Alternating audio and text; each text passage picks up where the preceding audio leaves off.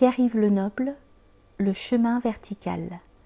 Voyages mythiques et quêtes initiatiques. Essai aux éditions Fiat Lux, collection Principe.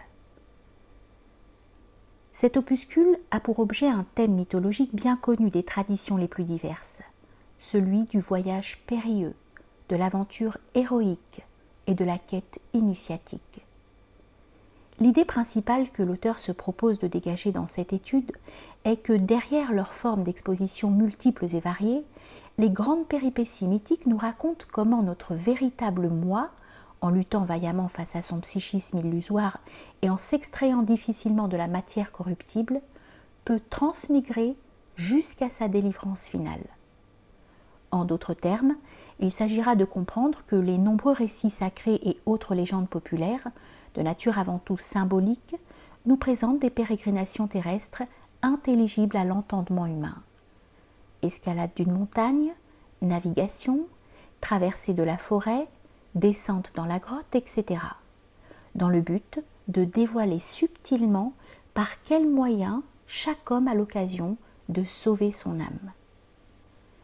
Cela nous permettra également de s'apercevoir que tous ces scénarios mythiques, quoique divergents dans leur extériorité, revêtent des significations tout à fait concordantes et universelles, et par conséquent, de poser la question de leur source commune.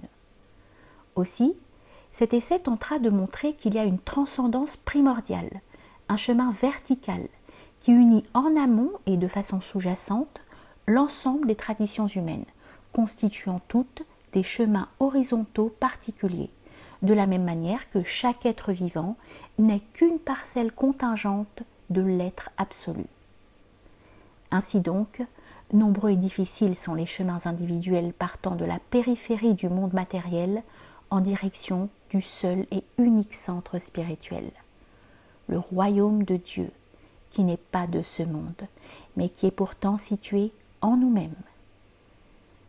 À travers cette étude concise, le lecteur est invité à méditer sur son propre cheminement existentiel et à conclure, comme le dit le poète mystique Fariduddin Attar, que pèlerin, pèlerinage et chemin n'étaient que moi-même vers moi-même.